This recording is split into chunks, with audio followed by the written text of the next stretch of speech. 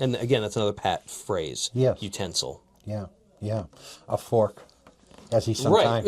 as we were talking about before. Right. Yeah, yeah. So, on this is so interesting to me, the way you articulated everything so clearly about your approach and to your recordings. Starting in, I believe, 2009, your first recording came out, Sparks? Yeah. Is that correct? Yes. Yeah. So, as you went along, you know, right now, I have a listing, which I hope is correct. You've put out at least about 10 recordings. Is that correct? I've put out 10. 10, yes. The first two, because I didn't go to music school, Yeah. I had no expectation to get a master's degree in music. Instead of getting a master's degree in music, I hired Dave to produce my first two records. Okay. So he taught me how to make records in the studio. Yeah. He taught me how to know. He taught me how to know when it's good enough. The first thing he taught me is you only go in with 8 tunes. You only record those 8 tunes, and then you send everybody home and you start editing. So when you went, if I may ask this question, when you went in for your first recordings, those first 2 records, Sparks and The Business? Yes. Yeah. You had, I'm sure, kind of a do-it-yourself limited budget. Yes. You could select a certain studio. Yep. With... Well, he set that up. He set up the Okay. studio. We went to the studio that he was comfortable with. Yeah. He was more or less the band leader because we were young. Yeah. John Blake was a guest on that, so he's Yeah. obviously a seasoned veteran. But he guested on one tune. There was another older musician, a little bit older than me, Stephen Riley, and he had already had a recording contract at that point. But Dave was essentially taking my trio, Iron City, and we were all guys just right out of college, Yep. and he was telling us what to do. Yeah. And in so doing, he was training me how to then do it 2 years later. Yeah. And when you finished the recording, you listened to the takes and you made a decision, you know, as like a producer, and you said, this feels right, we're using this take. Well, there's no takes. No takes. No. Okay. I think of all my records, there might be 1 or 2 tracks total that are a second take. Wow. That's pretty intense. Yeah, like that's the level you need to get on. So you need to be able to write charts that are perfect. So you don't have a saxophonist whining that this is a B flat or a B natural. Yeah. Because they love doing that. Right? You got to anticipate. That's what I mean. The paranoia, the Billy Martin sort of mentality. What's going to derail this Wow. thing? You have to visualize this thing weeks in advance. So all the charts need to be perfect when you go into the studio. You know, you might have a false start or something, but there's no like, let's do the tune again. Did you have... He never would let me do a tune again. You don't do that. There's no reason to do that. That is so intense. How was the... Did you have a series of rehearsals before you went into... Oh, yeah. Yeah. We have the music. Yeah. I have the music and the band, and I get the band at least 2 or 3 gigs before we go into the studio. Okay. Right? But again, that's all part of this process. It's a process. It's a long process that requires intense concentration and technical facility. Yeah. Now, going back to 2009, when you go in to cut your first recording, to put you on the map, so to speak, how many hours a day are you putting in on the guitar and composing? Is it a 7-day, several hours a day, 7 days? I don't know. Yeah. I don't.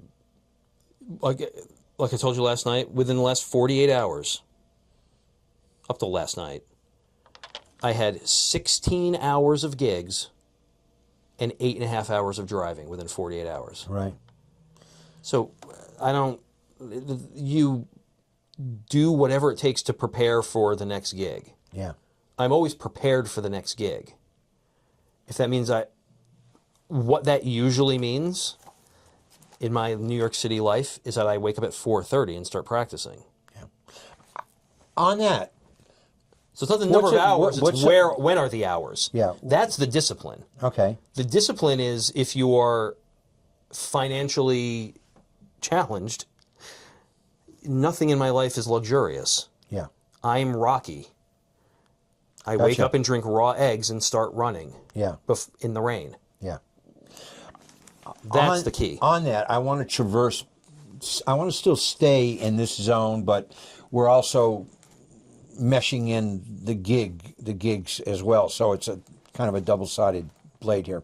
So to stay on your recording career, you know, you've put out essentially up to this point from 2009 to 2026 currently, you've put out 10 essential recordings. Yes. As a band leader. And now there's 2 that are done that I don't have the money to put out. Yeah. Both with Daniel. Okay. So when we made the Griot Speak records, Daniel and I were in the studio, you know, editing the material. We got so inspired that we then went and between takes of listening to the record, we ended up recording another record as a duo. Yeah. So we then called Juma to come in for a couple hours, and then we recorded a couple as a trio, too. This is all spontaneous improvisation music. So that record is done. Yeah. I just don't have an extra $10,000 to put it out. Yeah. Similarly, we had a concert in Philadelphia with that band, and I have a live recording of that's done, that I could put out. Yeah. And then this year alone, I've already recorded another record. The band with Daniel is going in the studio in October, and then in December, I'm recording a guitar duo. So I'm recording 3 more records this year alone. Wow. So, you know, in this vast spectrum, a rainbow of Charlie Apicella's expression, of the 10 albums, to direct an audience, and I know that some of them are completely... They're their own thing. They're concept albums. They're concept, yeah. They're like Presence and Physical Graffiti and Electric Ladyland. You did a tribute to the great Hammond B3 player Jack McDuff, brother Jack McDuff, which Pat and George Vincent played with, and several other great guitarists. Dave Stryker, Grant Green, John Harrington. Yes. John Harrington and I made a whole lesson for True Fire. Yeah. Specifically about F blues. And he and I did like a podcast where he talks about his time with Jack McDuff. So to the younger or anyone interested in this kind of display of expression, personal expression on the guitar, to find out a little bit more about your introspectiveness, Charlie Apicella, of those recordings, what particular recordings would you cite that you feel very proud of? You went in and you got to the zone where you needed to be. Now you listen back to it several years later or months after the fact, and you say, "Wow, we really did get there. We put the frosting on." The B.B. King tribute record is my favorite. So that would be Paying the Cost to Be the Boss. Yes. Yes. So right after he died, I decided I wanted to do a tribute to him. What I did on that one is so BB is great. He always had a 3-piece horn section. So it's trumpet, alto sax, and tenor sax. So I treated his music the same as if I was going to play a Frank Sinatra tune. I didn't try to solo like BB King solos. Right. I played my typical hard bop soloing, but I played what he would sing as a melody. Gotcha. So I don't know if you can hear this, but so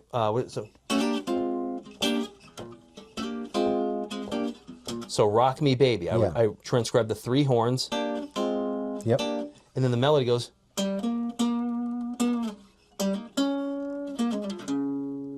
Those are the Rock Me Baby, rock me all night long. Gotcha. So I played on guitar what he would sing. Gotcha. Yeah, absolutely. And then there's some places in there that I used as a compositional and arranging device where I would play what he played as part of a solo. Yeah.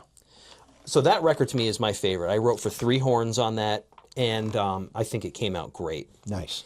And by the way, folks, that is Charlie Apicella's record, to make note of it. Paying the Cost to Be the Boss came out in, I believe, 2016. You can look it up and see what his interpretation of the feeling transcribed.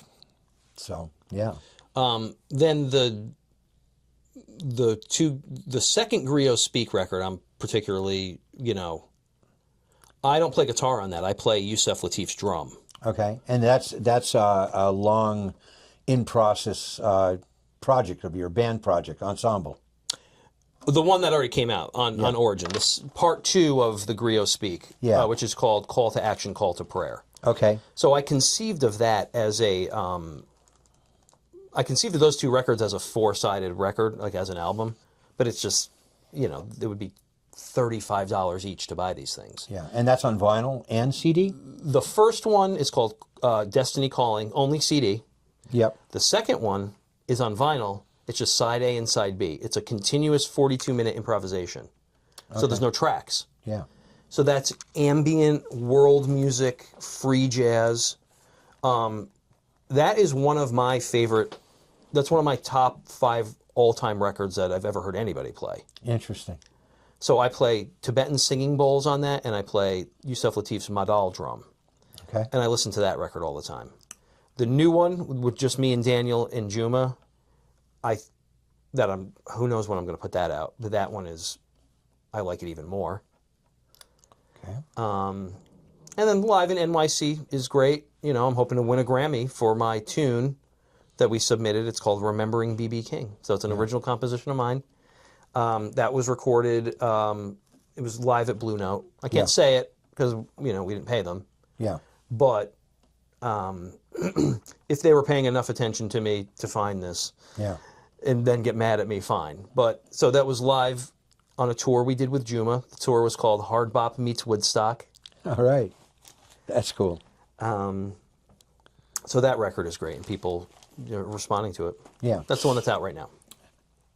On another part of this, because you are a guitar player, and I know all kinds of stuff come into being in association with other guitarists and being in the history within the realms of it all. If you had to have 3 desert island recordings by other guitar players, what recordings come to mind that have had a strong impact, influence on your personal evolution? So the tune that's most important to me of all time is Jimi Hendrix. It's called Hey Baby, New Rising Sun. Sure. So Juma is very prominent in the mix in the beginning of that tune. I'm not even going to put it into words. It's astonishing. They just sat down in the studio. It's a trio, just guitar, drums, bass, and Juma. It's just one take. It's, the complexity of the chord progression. It's unlike anything that's ever seems to have crossed my path. That's the most important of all. The thing about the guys that I like is that the thing that I love the most about Grant Green and B.B. King is, in some superficial way, they just keep doing the same thing over and over and over and over again. So you can jump in anywhere in Grant Green's catalog and you're going to get a similar impact. Same with B.B. Same with B.B. because they continue to refine and refine. So the big highlights for Grant, for me, is a record called His Majesty King Funk. And the thing that really drew me to Grant was the congas, just like with Jimmy. So when I started working with Dave, I said I want a conga player because of Juma. And that's how he introduced me to Myra Casales. And Myra is like my closest collaborator. Yeah. So that would be the big one, the single record for Grant, the single record for BB. I would have to say Blues on the Bayou. He won a Grammy for it, I think, in '96. The reason being is that that is his actual band. So that was the first time he recorded with his actual band since like 1960. All his records were like studio crossover productions in that period. So even though it's not one of the live records, it's almost precisely what you would get at that period. And I saw that band 3 times. I sat front row. That's when I met him, was that exact band from that record. Yeah. So I think that that's actually his best, most developed representation. So yeah, there you have it. You have Jimmy, you have BB, and you have Grant Green. Grant. So for Pat, it's The Maker. The Maker, yeah. I learned about that from our friend Matt Kim. Yep. He pointed to it on the rack. at About Music, said, this is the one you want. You want Pat. So the record, The Maker, to me is the top Pat one. And then the other thing that has the most overall impact is Barry Galbraith wrote, he's a guitar instructor, Surely. very prolifically recorded, but not as like a hard bop leader, and like he didn't lead like a Wes Montgomery Trio sort of thing. And he moved up to Bennington, Vermont, Yes. and lived there for, I think, the latter part of his life. He recorded Yeah. a play-along series with Milt Hinton on bass, Yeah. where he does comping, guitar chord comping. Yep. And I can listen to that forever. It's, to me, it might be one of the greatest things ever recorded. Yeah. And he's just playing the chords of jazz songs, and then he wrote it out. And that's basically how I learned how to play guitar, Yeah. was from that book. And by that term, comping really means complimenting. And when you're comping behind a solo artist or a vocalist, you're really complimenting him. You're staying out of the way, and you're creating space, and you're not doing too much harmonic complexity, and you're contributing, you're complimenting comping. So that's a word that I know Pat talked about from time to time. And so anyhow, let's, that was very interesting. Very interesting to hear your most impacting emotional, psychological expressions that have. I mean, I want to elaborate on it a little bit, only in the interest of maybe exposing other things to people. Sure. So if I'm going to go then to that was what, my top 4? Yeah. So if I'm going to add 2 or 3 more. Okay. Joe Pass. Yep. So my goal was always, and I'm not to, pat myself on the back, but every single gig somebody comes up to me and says they think I sound like Joe Pass. Or they think I listened to Joe Pass, right? Sure. They're reminded of Joe Pass when I play. So the first thing I wanted to ever do on guitar was to be able to sit down and play solo if the bass player doesn't show up, if the drummer doesn't show up.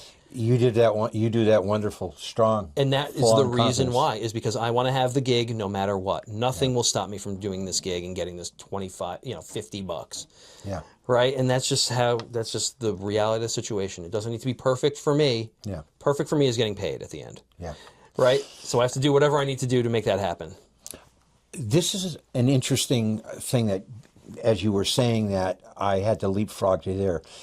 Talk about today, especially the last 5 to 10 years, talk about being a gigging band leader, solo artist, sideman, the business side of it, getting the gig, getting a certain amount of compensation as a musician. Talk about how that is achieved, by how you have to do that these days. Explain to the... Well, first of all, I'm never a sideman. Okay, you're never a sideman.